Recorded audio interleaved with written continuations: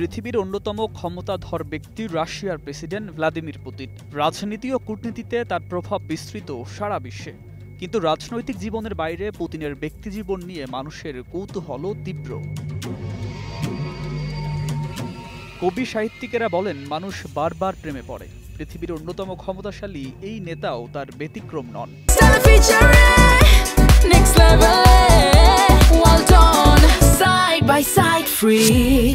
অনেক নারীর প্রেমে পড়েছেন পুতিন, গড়েছেন নিজের ব্যক্তিগত হেরেম। আজকের আয়োজন সেই রহস্যময় কাহিনী নিয়েই। 2021 সালের 29 জুন ভোরে রাশিয়ার বিরোধী সাংবাদিক রোমান বাদানিনের বাসায় অভিযান চালায় এফএসবি। 6 ঘন্টা তল্লাশি ও 4 ঘন্টা জিজ্ঞাসাবাদের পর জানা যায়, তার অপরাধ, তিনি এমন এক তরুণীর সাক্ষাৎকার প্রকাশ করেছিলেন যাকে অনেকে পুতিনের অবৈধ কন্যা মনে করেন। বাদানিন বলেন, রাশিয়ায় পুতিনের পরিবার নিয়ে কথা বলা মানেই বিপদ ডেকে আনা।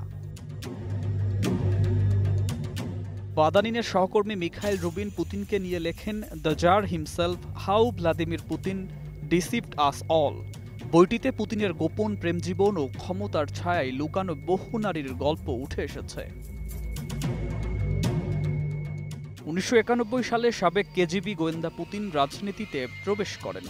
3 বছরের মধ্যেই হন সেন্ট পিটার্সবার্গের ডেপুটি মেয়র। তখন তার স্ত্রী সাবেক এয়ার হোস্টেস লুদমিলা, তাদের 2টি কন্যা। এ সময় তার প্রথম গোপন সম্পর্ক গড়ে ওঠে পরিচ্ছন্নতা কর্মী সভেতলানার সঙ্গে। 1999 সালে শুরু হওয়া এই সম্পর্কের পর 2003 সালে সভেতলানার জীবনে ঘটে বড় পরিবর্তন। তিনি মোনাকোতে 30 লাখ পাউন্ডের অ্যাপার্টমেন্ট কেনেন, আর প্যান্ডোরা পেপার্স ফাঁসে দেখা যায় তার সম্পদ 78 মিলিয়ন পাউন্ডেরও বেশি। 2004 সালে পুতিনের জীবনে আসেন অলিম্পিক স্বর্ণজয়ী জিমন্যাস্ট এলিনা কাভায়েভা। 2008 সালে এক ট্যাবলেট তাদের বিয়ের খবর প্রকাশ করলে পুতিন ক্ষুব্ধ প্রতিক্রিয়া দেখান, আর পত্রিকাটি বন্ধ হয়ে যায়। পরে জানা যায় এলিনার 2টি সন্তান রয়েছে এবং তিনি বিশাল সম্পদের মালিক। 2014 সালে তিনি হন ন্যাশনাল মিডিয়া গ্রুপের প্রধান। বার্ষিক আয় প্রায় 7.7 মিলিয়ন পাউন্ড। 2004 সালে এক সফরে মেক্সিকো স্ত্রী লুদিমিলার সঙ্গে তীব্র বিরোধের পর সম্পর্ক ভাঙন শুরু হয়। অবশেষে 2014 সালে আনুষ্ঠানিকভাবে বিচ্ছেদ ঘটে এই দম্পতির। বইটির লেখকদের মতে, পুতিনের ব্যক্তিজীবন নিয়ে অনুসন্ধান করা রাশিয়ায় ভয়ানক ঝুঁকিপূর্ণ। বাদানিন ও রুবিন সহ কয়েকজন সাংবাদিকের বাসায় অভিযান চালানো হয় এবং বাদানিনকে অবাঞ্ছিত ব্যক্তি ঘোষণা করে সরকার।